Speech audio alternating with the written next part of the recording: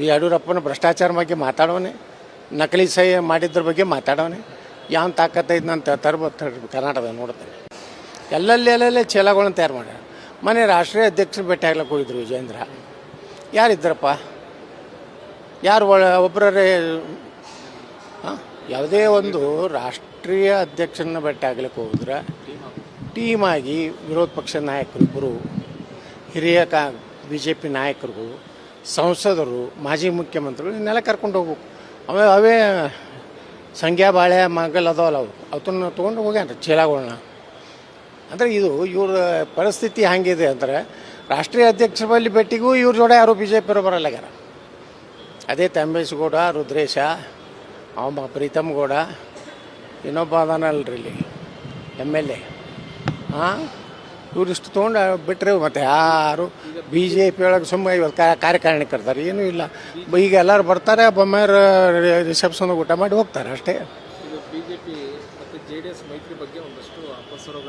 ಅದು ನೋಡ್ರಿ, ಅದೇ ಇದು ಇವಂದೇ ಡೈರೆಕ್ಷನು, ವಿಜೇಂದ್ರಂದೇ. ವಿಜೇಂದ್ರ ಒಟ್ಟೆ BJP JDSನವ್ರ ಜೊತೆಗೆ ಹೊಂದಾಣಿಕೆ ಆಗಲಿಕ್ಕೆ ತಯಾರಿಲ್ಲ. ಯಾಕಂದರೆ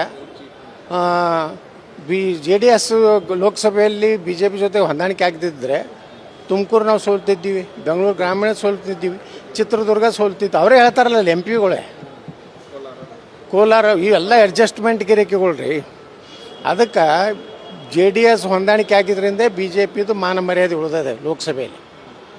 ಅದನ್ನು ಬಿಟ್ಟು ಇಂಡೈರೆಕ್ಟಾಗಿ ಪ್ರೀತಮ್ ಗೌಡ ಮಾತಾಡ್ತಾನಂದ್ರೆ mouthpiece of the Vijendra. ಅವ ಯಾರು ಹರೀಶ್ ಪುಂಜಾ ಮಾತಾಡ್ತಾನಂದ್ರೆ mouthpiece of the Vijendra. Thammesh Gowda ಮಾತಾಡ್ತಾನಂದ್ರೆ ಮೌತ್ ಪೀಸ್. ಅದು ಏನು ಸತ್ಯನೇ ಐತಿ. ಸತ್ಯ ನಾವು ಹೇಳಿದ್ರೆ ವಿವಾದಾತ್ಮಕ ಧಮಕಿ ಕೊಡ್ತಾರೆ ಕೆಲವು ಮಂದಿ. ಏನಾರೇ ನಮ್ಮ ಅಧ್ಯಕ್ಷ ಯಾವನಿಗೆ ತಾಕತ್ತೈದು ಬಿಜಾಮ್ನ ಬಾತ್ ಹೇಳ್ರಿ, ಏನೋ ಪ್ರತಿಭಟನೆ ಮಾಡ್ತಂತೆ ಅವನೊಬ್ಬ ಲೋಫರ್ ಕೊಟ್ಟಾನೆ. ಇಂಥ ನನ್ನ ಮಕ್ಕಳಿಗೆ ಹಂಚಿ ನಾನು ರಾಜಕಾರಣ ಮಾಡ್ತಾಯಿಲ್ಲ. ವಿಜೇಂದ್ರ ಬಗ್ಗೆ ನಾನು ದಿನ ಮಾತಾಡ್ತೀನಿ. ಬಿಜಾಪುರ ನೋಡೋದು, ಬಿಜಾಪುರನಾಗ ಯಾರು ದಮ್ ಐತಿ ಬಂದು ಮುಟ್ಟಿ ನೋಡಲಿ.